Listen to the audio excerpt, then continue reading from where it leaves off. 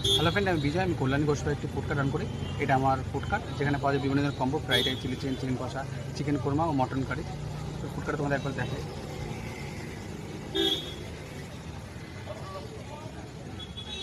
So আমার দোকানে এই চিকেন কোরমাটার রেসিপি তোমাদের সাথে শেয়ার করছি। চিকেন কোরমাটা কীভাবে করা হয়, চলো তাহলে দেখে নেওয়া যাক চিকেন কোরমাটা কী করে করা হয়। এখানে ম্যারিনেশনটা হবে লেবু, টক দই আর আছে এখানে পরিমাণ মতো লবণ দেওয়া হয়েছে। এখানে টক দইটা আছে 300 গ্রামের মতো। এখানে চিকেন ছিল 2 কিলো, আর এর সাথে গোলমরিচটাও লাগবে, 1 চামচ মতো গোলমরিচ দিতে লাগবে।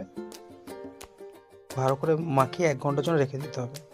আর তারপরে এখানে দিতে হবে একটু রিফাইন তেল দিয়ে একটু মাখিয়ে রাখবো।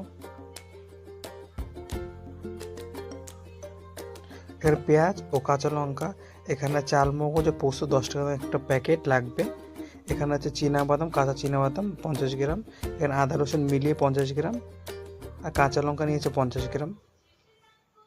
এখানে আছে কাঁচা লঙ্কা পেস্ট, এটা পেঁয়াজ পেস্ট, আর বাদ বাকি যে উপকরণ ছিল সব একসাথে পেস্ট করা হয়েছে। এরপর গ্যাসটা জ্বালিয়ে এখানে রিফাইন তেল দিয়ে নেব।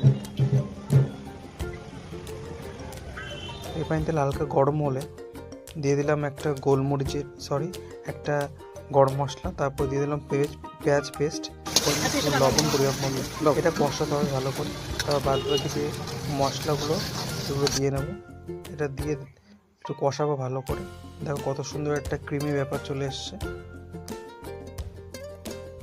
এটা ভালো করে কষাবো।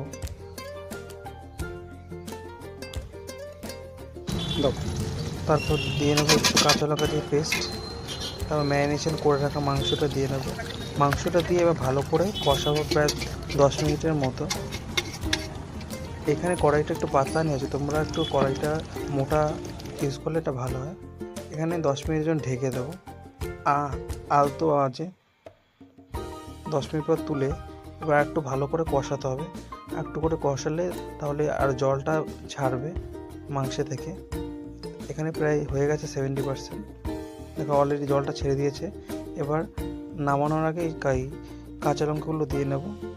দেখো কত সুন্দর রঙটা এসছে। খেতেও আশা করি ভালো। তোমরা ইজিলি কম সময়ের মধ্যে করে নিতে পারো। এটা খেতে খুবই ভালো হয়, রুটি, রুমাল রুটি, তান্দুরি রুটি দিয়ে খুবই ভালো লাগে। এখানে আমি নিয়েছি আটার রুটি।